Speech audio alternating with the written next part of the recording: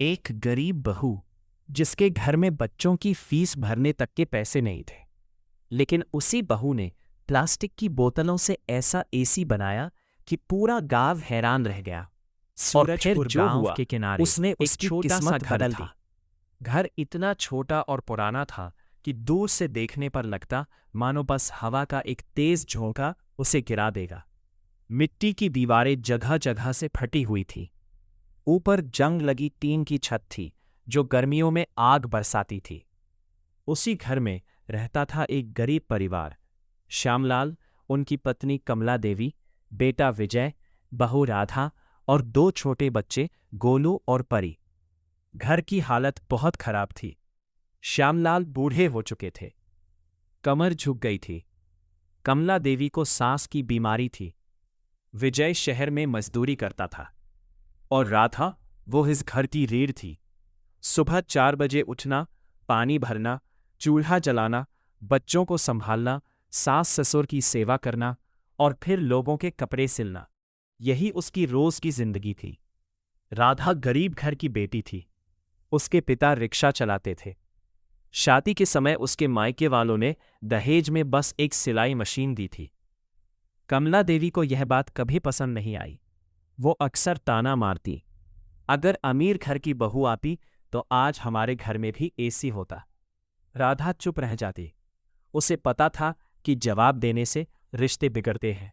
उस साल जून की गर्मी ने सबको दोपहर होते होते घर तंदूर बन जाता। टीन की छत इतनी गर्म हो जाती कि अगर कोई ऊपर पानी डाल दे तो वो तुरंत भाप बन जाए। उस रात भी बहुत गर्मी थी। बिजली चली गई थी। सब लोग हाथ के पंखे झल रहे थे। कमला देवी कराहते हुए बोली, हे भगवान, ये गर्मी जान ले लेगी। श्यामलाल बोले, काश घर में एक छोटा एसी होता। विजय उदास होकर बोला, बाबूजी, मेरे पास तो बच्चों की फीस भरने के भी पूरे पैसे नहीं है। कमला देवी ने ताना मारा, हाँ, गरीब बहू लाओगे तो यही होगा। ये सुनकर राधा का दिल टूट गया, लेकिन उसने कुछ नहीं कहा। रात को वो छत पर बैठी थी। गर्म हवा उसके चेहरे को जला रही थी। तभी उसकी बेटी परी आई। माँ, बहुत गर्मी लग रही है, मुझे नींद नहीं आ रही। राधा ने बेटी को गोद में उठा लिया। उस पल उसने मन में ठान लिया, मैं इस घर में ठंडी हवा लाकर रहूंगी। अगले दिन वो बाजार गए। वहां कबाड़ी की दुकान के बाहर प्लास्टिक की बहुत सारी खाली बोतलें रखी थीं। उसे अचानक याद आया, कुछ महीने पहले उसने पड़ोस की लड़की मीना के फोन पर एक वीडियो देखा था। उस वीडियो में प्लास्टिक की बोतलों से देसी एसी बनाने का तरीका बताया। उसकी आंखों में चमक आ गई। वह तुरंत कबाड़ी से बोली, भैया, ये बोतलें कितने की है? कबाड़ी हंसकर बोला, बहू, क्या दुकान खोलनी है? राधा मुस्कुराई, नहीं, एसी बनाना है। कबाड़ी हंस पड़ा, बोतलों से एसी? लेकिन उसने बोतलें बहुत सस्ते में दे दी। राधा उन्हें घर ले आई। पूरा गांव हंसने लगा, देखो, विजय की बहू पागल हो गई है। लेकिन राधा ने किसी की बात पर ध्यान नहीं दिया। रात भर वह बोतलें काटती रही। पुराना गत्ता निकाला, उसमें गोल छेद किए, एक एक करके बोतलें फिट की। सुबह उसने खिड़की पर वह ढांचा लगाया। पीछे पुराना टेबल फैन रखा। पूरा परिवार खड़ा था। कमला देवी ताना मारते हुए बोली, चलो देखते हैं तुम्हारा तमाशा। राधा ने स्विच ऑन किया। पहले कुछ नहीं हुआ, फिर अचानक हवा तेज हुई। बोतलों से गुजरकर आती हवा पहले से ठंडी थी। कमला देवी की आंखें फैल गईं। अरे, ये तो सच में ठंडी है। गोलू खुशी से उछला, मां ने एसी बना दिया। विजय आश्चर्य से राधा को देखने लगा। उसकी आंखों में गर्व था। उस रात महीनों बाद पूरा परिवार चैन से सोया। लेकिन अगले दिन एक नई मुसीबत आ गई। गांव के अमीर आदमी वह बहुत चालाक और लालची था। उसने सोचा, अगर इस बहू का ये जुगाड़ शहर में बेच दूं तो लाखों कमा सकता हूं। अगले दिन वह राधा के घर पहुंचा। उसने मीठी आवाज में कहा, बहू, तुम्हारा ये आइडिया मुझे बेच दो, मैं तुम्हें 10,000 दूंगा। राधा समझ गई कि वह उसका फायदा उठाना चाहता है। उसने साफ मना कर दिया। धनराज का चेहरा उतर गया। उसने मन ही मन सोचा, अब मैं इसे किसी भी तरह हासिल करूंगा। और यहीं से शुरू हुई राधा की असली परीक्षा। एक तरफ गरीबी, दूसरी तरफ लालची धनराज की चालें और तीसरी तरफ अपने परिवार को बचाने की जिम्मेदारी। राधा को नहीं पता था कि उसका छोटा सा जुगाड़ पूरे गांव की किस्मत बदलने वाला है। राधा को नहीं पता था कि उसका छोटा सा जुगाड़ अब पूरे गांव की चर्चा बन चुका था। जहां एक तरफ लोग उसकी तारीफ कर रहे थे, वहीं दूसरी तरफ धनराज चौधरी की आंखों में लालच भर चुका था। धनराज चौधरी गांव का सबसे अमीर आदमी था। उसके पास बड़ी हवेली, कई खेत और शहर में दुकानें थीं। लेकिन वो दिल से बहुत लालची था। उसे दूसरों की मेहनत हड़पने की आदत थी। उस रात वो अपनी हवेली में बैठा सोच रहा था, अगर इस बहू का जुगाड़ मेरे हाथ लग जाए तो मैं इसे शहर में बेचकर लाखों कमा सकता हूं। उसने अपने आदमी कालू को बुलाया। जाकर पता करो बहू ने ये बनाया कैसे है। कालू रात के अंधेरे में राधा के घर के पास पहुंचा। वो खिड़की से झांकने लगा। राधा उस समय अपने देसी एसी में कुछ बदलाव कर रही थी। उसे महसूस हुआ कि कोई बाहर है। वो तुरंत बाहर निकली, लेकिन कालू भाग गया। राधा समझ गई कि कोई उसके जुगाड़ पर नजर रख रहा है। सुबह उसने विजय को सब बताया। हमें सावधान रहना होगा। उधर धनराज ने नई चाल चली। अगले दिन वह गांव के प्रधान को लेकर राधा के घर पहुंचा। मीठी आवाज में बोला, बहू, मैं तुम्हारी मदद करना चाहता हूं। हम दोनों मिलकर इसे बड़ा व्यापार बना सकते हैं। राधा ने शांत स्वर में कहा, मुझे आपकी मदद नहीं चाहिए। धनराज का चेहरा उतर गया। उसने गुस्से में दांत भींच लिए। रात को उसने कालू और 2 आदमियों को भेजा। उनका काम था राधा का मॉडल चुराना। आधी रात थी। पूरा घर सो रहा था। कालू धीरे धीरे खिड़की के पास पहुंचा। जैसे ही उसने हाथ बढ़ाया, अचानक शोर की आवाज आई, खराम। राधा पहले से तैयार थी। उसने दरवाजे पर खाली टिन के डिब्बे बांध रखे थे। आवाज सुनकर पूरा परिवार जाग गया। विजय बाहर दौड़ा। कालू भागने लगा, लेकिन श्यामलाल ने लाठी उठाकर उसका रास्ता रोक लिया। गांव वाले भी जाग गए। कालू पकड़ा गया। सबके सामने उसने सच बता दिया। धनराज चौधरी ने भेजा था। पूरा गांव गुस्से से भर गया। अगले दिन पंचायत बुलाई गई। धनराज को सबके सामने शर्मिंदा होना पड़ा। प्रधान ने कहा, दूसरों की मेहनत चुराने की कोशिश बहुत बड़ा अपराध है।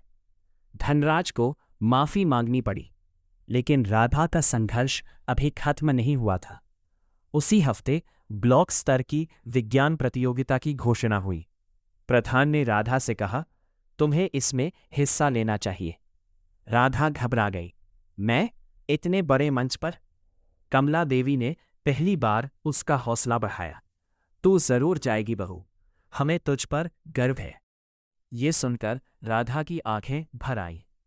अगले कई दिन उसने अपने मॉडल को बेहतर बनाने में लगाए।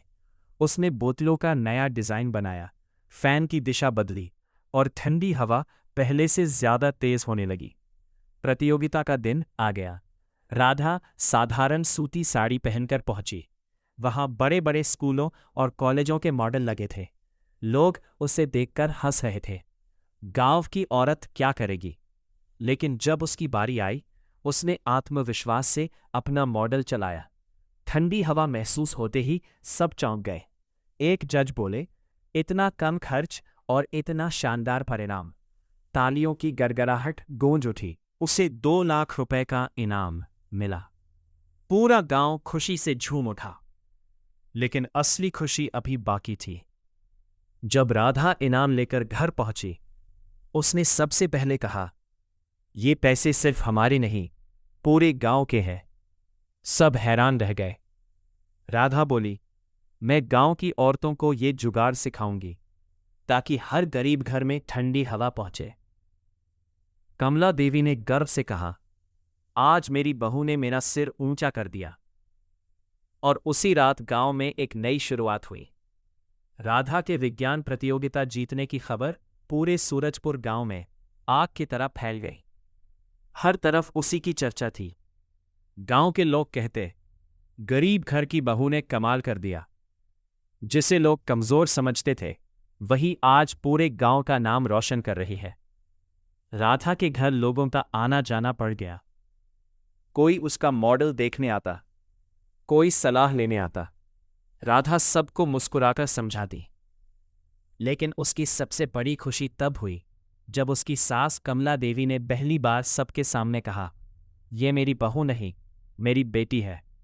राधा की आंखें भर आई। जिस सास ने कभी हर बात पर ताने दिए थे, आज वही उस पर गर्व कर रही थी। राधा ने इनाम के 2 लाख रुपए सबके सामने रखे और बोली, मैं चाहती हूं कि ये पैसे सिर्फ हमारे घर पर खर्च ना हो। विजय ने पूछा, फिर क्या सोच रही हो? राधा बोली, मैं गांव की औरतों के लिए काम शुरू करना चाहती हूं। श्यामलाल ने हैरानी से पूछा, कैसा काम?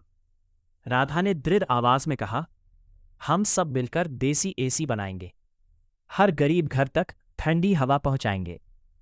सब कुछ देर चुप रहे। फिर कमला देवी बोली, बहू, अगर तेरी सोच इतनी बड़ी है तो हम सब तेरे साथ हैं। अगले ही दिन राधा ने गांव की महिलाओं की बैठक बुलाई। करीब 20 औरतें आईं। कुछ उत्साहित थीं, कुछ संदेह में थीं। राधा ने सबको अपना मॉडल दिखाया। फिर बोली, अगर हम सब मिलकर काम करें तो अपने घर भी चलेंगे और दूसरों के घर भी ठंडे होंगे। औरतों ने हामी भर दी। यहीं से शुरू हुआ एक नया सफर। राधा ने अपने आंगन को छोटी सी कार्यशाला बना दिया। पुरानी बोतलें इकट्ठी की गईं, गत्ते, पंखे और बाकी सामान जुटाया गया। हर दिन सुबह काम शुरू होता। औरतें बोतलें काटती, कोई गत्ता तैयार करती, कोई फिटिंग करती। राधा सबको सिखाती। धीरे धीरे काम चल निकला। पहला ऑर्डर पास के कस्बे से आया, 50 देसी एसी। सब औरतें घबरा गई। इतना बड़ा ऑर्डर। लेकिन राधा ने हिम्मत नहीं हारी। हम कर सकते हैं। दिन रात मेहनत हुई और समय पर सारा सामान तैयार हो गया। जब पैसे मिले तो हर औरत की आंखों में खुशी के आंसू थे। एक बूढ़ी महिला बोली, बहू, तेरी वजह से आज मेरे घर में पहली बार अपने कमाए पैसे आए हैं। राधा मुस्कुरा दी, लेकिन सफलता देखकर फिर से धनराज चौधरी जलने लगा। उसने सोचा, अगर ये और आगे बढ़ी तो गांव में मेरा दबदबा खत्म हो जाएगा। उसने शहर के कुछ व्यापारियों से मिलकर राधा के खिलाफ साजिश रची। एक रात कार्यशाला में आग लगा दी गई। सुबह जब राधा पहुंची तो सब राख हो चुका था। गांव की औरतें रोने लगीं। विजय गुस्से में बोला, अब सब खत्म हो गया। लेकिन राधा शांत रही। उसने राख की तरफ देखा और बोली, हमारा सामान जला है, हौसला नहीं। उसकी आवाज में इतनी ताकत थी कि सब में नई जान आ गई। पूरा गांव उसके साथ खड़ा हो गया। लोगों ने अपने घरों से सामान दिया। किसी ने गत्ता दिया, किसी ने बोतलें, किसी ने पैसे। सिर्फ 3 दिन में कार्यशाला आ पाया, अब पहले से बड़ी। यह देखकर धनराज दंग रह गया। उधर राधा की मेहनत की खबर शहर तक पहुंच गई। कुछ ही दिनों बाद उसे राष्ट्रीय महिला नवाचार समिति से बुलावा आया। उसे राजधानी में सम्मानित किया जाना था। राधा पहली बार शहर गई। बड़े मंच पर उसका नाम पुकारा गया। पूरा हॉल तालियों से गूंज उठा। उसे देश की प्रेरणादायक महिला का सम्मान मिला।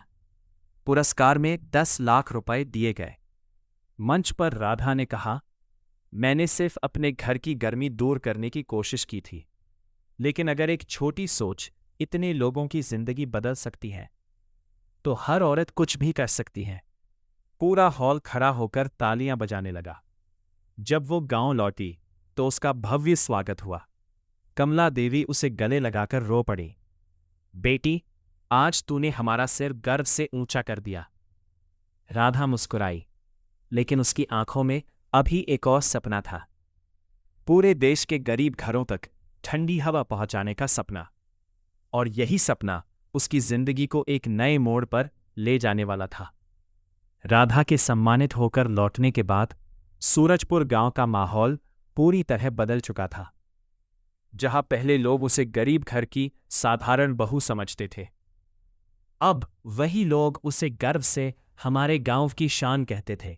गांव के बच्चे उसके घर के सामने खड़े होकर कहते, देखो यही वो घर है जहां से बड़ा काम शुरू हुआ था। राधा के लिए ये सब किसी सपने जैसा था, लेकिन सफलता के साथ नई चुनौतियां भी आईं। अब उसके देसी एसी की चर्चा दूर दूर तक फैल चुकी थी। शहरों से लोग ऑर्डर देने लगे थे, अखबारों में उसकी तस्वीर छपने लगी। कुछ ही दिनों में कई बड़ी कंपनियों के लोग उससे मिलने आने लगे। एक दिन चमचमाती काली गाड़ी उसके घर के सामने आकर रुकी। उसमें से सूट पहने 3 लोग उतरे। वे कूलटेक इंडस्ट्रीज के अधिकारी थे। उनके साथ कंपनी का मालिक विक्रम मल्होत्रा भी था। विक्रम ने मुस्कुराते हुए कहा, राधा जी, आपका आइडिया शानदार है। राधा ने विनम्रता से नमस्ते किया। विक्रम बोला, हम आपकी तकनीक खरीदना चाहते हैं। सभी हैरान रह गए। विक्रम ने एक फाइल आगे बढ़ाई। हम आपको 5 करोड़ रुपए देंगे। कमला देवी के हाथ कांपने लगे। श्यामलाल की आंखें फैल गईं। विजय भी चौंक गया। 5 करोड़! इतनी बड़ी रकम उन्होंने कभी सपने में भी नहीं सोची थी। कमला देवी फुसफुसाई, बहू, हाँ कर दे, हमारी 7 पीढ़ियां आराम से रहेंगी। लेकिन राधा चुप रही। उसने फाइल हाथ में ली और ध्यान से पढ़ी।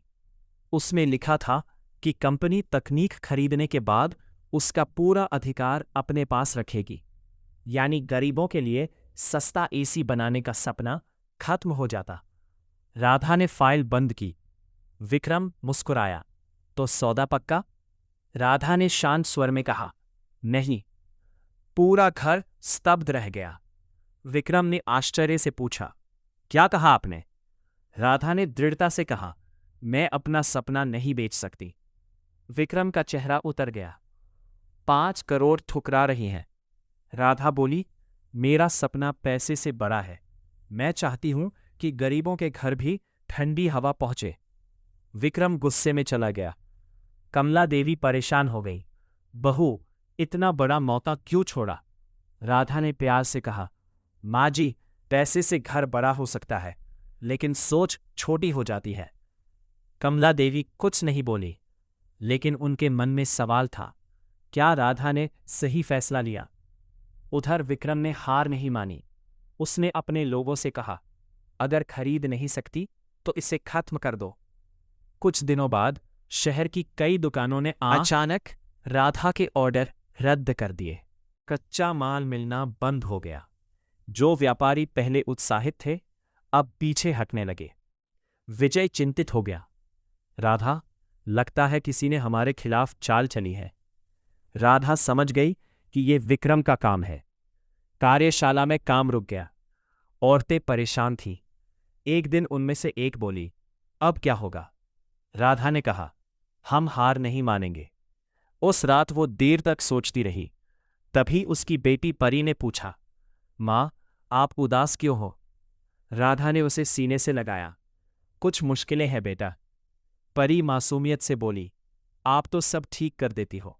बेटी की बात सुनकर राधा मुस्कुरा दी। उसे अचानक एक नया रास्ता सूझा। अगले दिन उसने गांव के युवाओं को बुलाया। उसने कहा, अगर शहर वाले साथ नहीं दे रहे तो हम खुद अपना रास्ता बनाएंगे। उसने ऑनलाइन बेचने की योजना बनाई। गांव के मास्टर जी ने मदद की।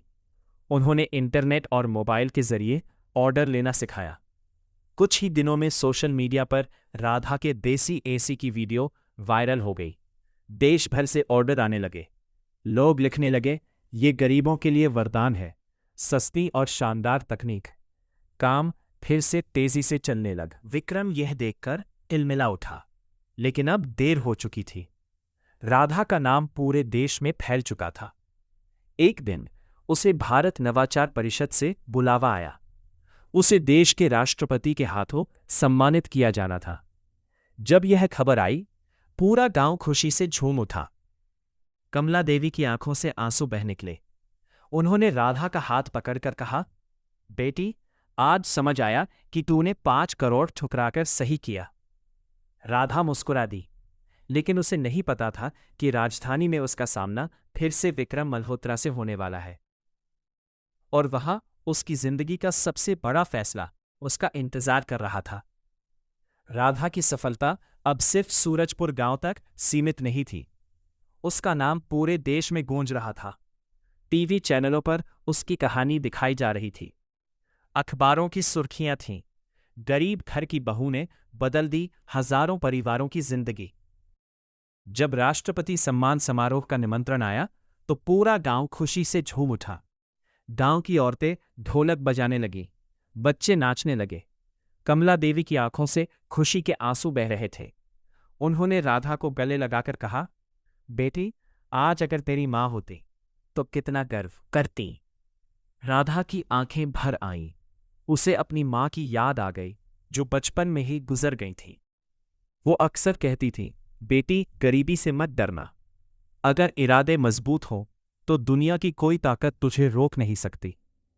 राधा ने आसमान की ओर देखा और मन ही मन बोली, माँ, आज आपका सपना पूरा होने जा रहा है। कुछ दिनों बाद पूरा परिवार राजधानी पहुंचा।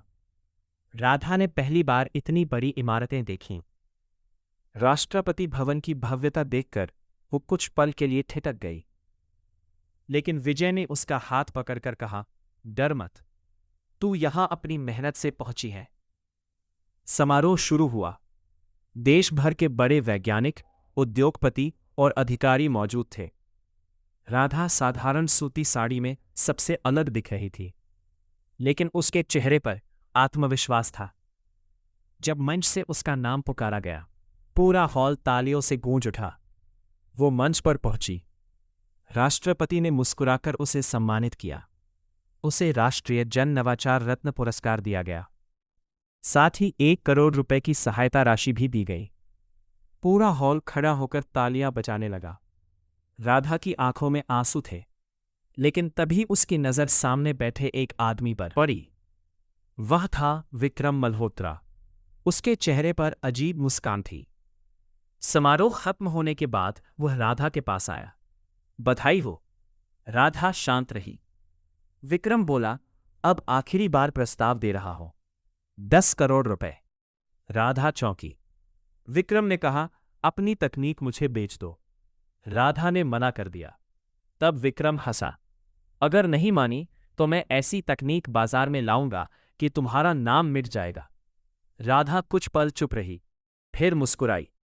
नाम मिटाने से सपने नहीं मिटते। विक्रम चला गया। अगले ही दिन उसने अपने महंगे एसी बाजार में उतार दिए। चारों तरफ विज्ञापन होने लगे। लोग सोचने लगे कि अब राधा हार जाएगी, लेकिन राधा ने हार नहीं मानी। वह गांव लौटी और पूरे परिवार को बुलाया। उसने कहा, अब समय आ गया है कि हम अपने सपने को और बड़ा करें। विजय ने पूछा, कैसे? राधा ने कहा, मैं एक ऐसी संस्था बनाऊंगी जो गरीबों के लिए मुफ्त प्रशिक्षण देगी। कुछ महीनों बाद उसने राधा ग्रामीण नवाचार केंद्र की स्थापना की। यहां देश भर से महिलाएं आने लगी। उन्हें सस्ते देसी एसी बनाना सिखाया जाता, रोजगार दिया जाता। धीरे धीरे हजारों महिलाएं काम करने लगी।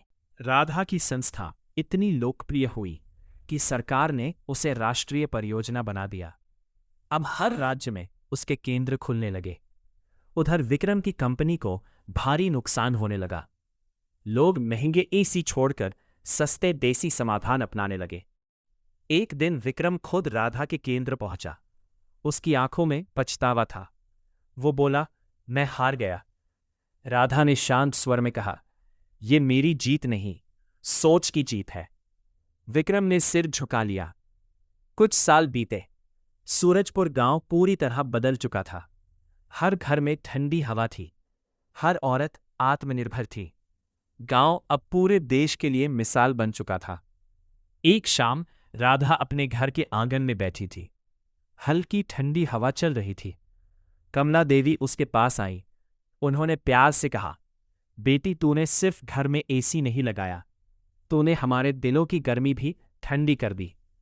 राधा मुस्कुरा दी। तभी उसकी बेटी परी दौड़ती हुई आई।